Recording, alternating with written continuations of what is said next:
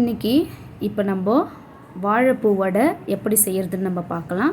அதுக்கு தேவையான பொருட்கள் 2 காஞ்ச மிளகாய், கொஞ்சம் கொத்தமல்லி, கொஞ்சம் பூண்டு, இஞ்சி, கொஞ்சம் மிளகு, ஜீரகம், சோம்பு, அதுக்கப்புறமேட்டுக்க நம்ம கொஞ்சம் ஆனியன்னு, தேங்காய் நம்ம துருவியும் யூஸ் பண்ணலாம், அதை கொஞ்சம் கட் பண்ணி நம்ம யூஸ் பண்ணிக்கலாம்.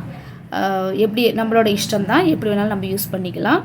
அதுக்கப்புறமேட்டுக்க நான் வாழைப்பூவை முன்னாடியே சுட தண்ணியில் போட்டு கொஞ்சம் நேரம் அதை பாயில் பண்ணி கொஞ்சம் மஞ்சத்தூள் போட்டு பாயில் பண்ணி அதை நான் தனியாக எடுத்து வச்சுருக்கிறேன். எடுத்து வச்சுட்டு அதை நம்ம கொஞ்சம் பொடியாக கட் பண்ணி அதை கொஞ்சம் நம்ம சைடில் வச்சுக்கலாம். அதுக்கப்புறம் கொஞ்சம் கடலை, ஆனியனு, தேங்காய். சரிங்களா? இதுதான் நம்ம வாழைப்பூ வடைக்கு தேவையான பொருட்கள்.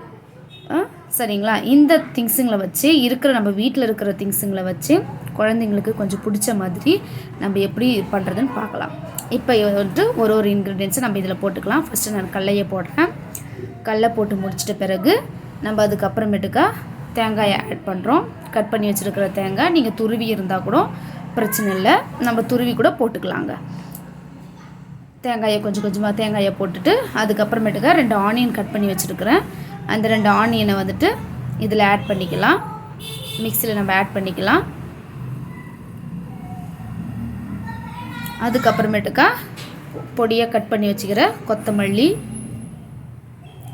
இஞ்சி, நம்மளுக்கு தேவையான அளவு இஞ்சி, ஒரு 7-6 பல் பூண்டு, அதையும் சேர்த்துக்கிறேன் நான். இப்போ காஞ்ச மிளகாய் சேர்த்துக்கிறேன். பச்சை மிளகாவும் நம்ம ஆட் பண்ணலாம்.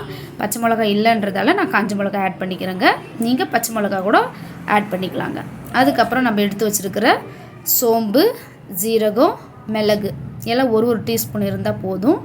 நம்ம பூவுக்கு தேவையான அளவு கூட நம்ம எடுத்துக்கலாம். சரிங்களா? நான் ஒரு டீஸ்பூன் ஆட் பண்ணியிருக்கிறேன்.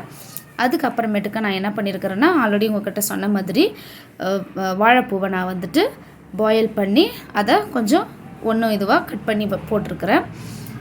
இதில் போட்டுட்டு அவ்வளோதாங்க. இப்போ நம்ம என்ன பண்ண போகிறோம்னாக்கா, இது எல்லாத்தையும் நம்ம ஆட் பண்ணி முடித்த பிறகு நம்ம கொஞ்சம் கூட தண்ணி விடாமல் இதை நம்ம கொஞ்சம் கொரன்னு அரைச்சி எடுக்க போகிறோங்க. சரிங்களா? அவ்வளோதான். இதில் இருக்கிற இன்க்ரீடியன்ட்ஸ் எல்லாமே இப்போ நம்ம ஆட் பண்ணியாச்சு.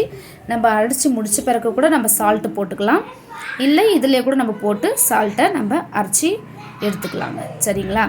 அவ்வளோதாங்க. அரைச்சி எடுத்ததும் பேஸ்ட்டு கிடைக்கும் நம்மளுக்கு.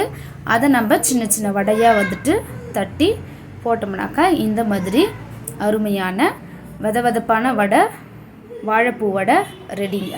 குழந்தைங்களுக்கு நம்ம வாழைப்பூவை அப்படியே பொரியலாக செஞ்சால் கூட சாப்பிட மாட்டாங்க. இந்த மாதிரி நம்ம வடையாக கொஞ்சம் செஞ்சு கொடுக்கும்போது அவங்க ஸ்நாக்ஸ் டைமில் நம்ம இதை செஞ்சு கொடுத்தோம்னாக்கா அவங்க சாப்பிட்றதுக்கும் நல்லதாக இருக்கும், அவங்களுக்கு பிடிச்சிருக்கும், நல்லா ஹெல்த்தியாகவும் இருக்குங்க.